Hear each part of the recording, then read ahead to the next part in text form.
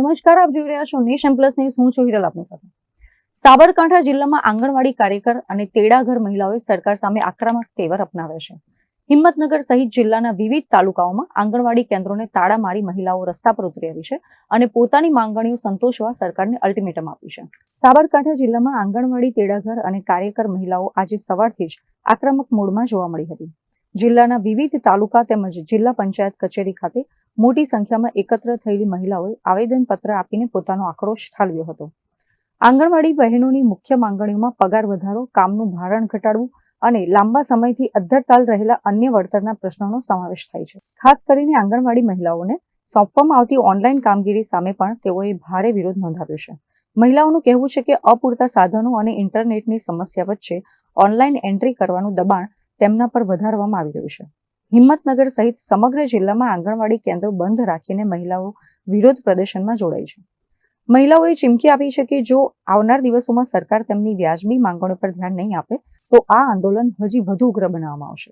અમે આજે આવેદનપત્ર આપ્યું છે. અમે 3 દિવસ 18-19-20 3 દિવસ અમે કામથી હરગારવાના છે. જે અમારા હાઈકોર્ટના ચુકાદાનો પગારનો જે અમલ 24,800 અને તડાગાનો 20,300નો છે એ અમલમાં નથી કર્યો અને અમારા પોષણ ટેકરમાં એટલી નવી એપ્લિકેશનો ડાઉનલોડ કરીને આપવામાં આવી છે જે અમારી બેનથી થતી નથી. એના માટે અમે ઓનલાઈન કામગીરી તો બંધ કરી જ છે, પણ હવે 3 દિવસ સુધી અમે આંગણવાડીના તારાબંધી કરવાના છીએ, કામથી હરગારવાના છીએ, કાર્યકર તેડાગર બધા. અમે બધા આખા ગુજરાત આંગણવાડી તમામ મહિલાઓ અમે જોડાયેલા છીએ.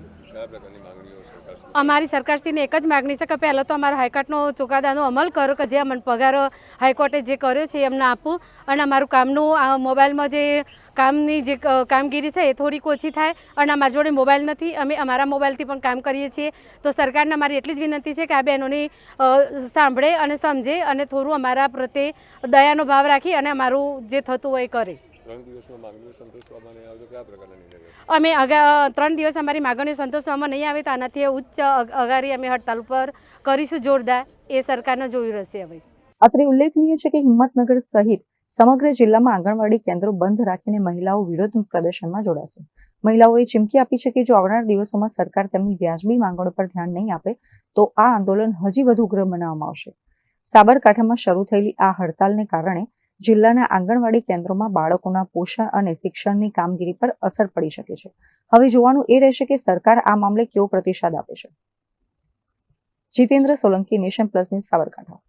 સમાચારોનો સતત અપડેટ મેળવવા માટે અમારી નેશન પ્લસ ન્યૂઝની યુટ્યુબ ચેનલને સબસ્ક્રાઇબ કરો, બેલ આઇકન દબાવો અને જોડાયેલા રહો ફેસબુક, ઇન્સ્ટાગ્રામ અને ટ્વિટર પર.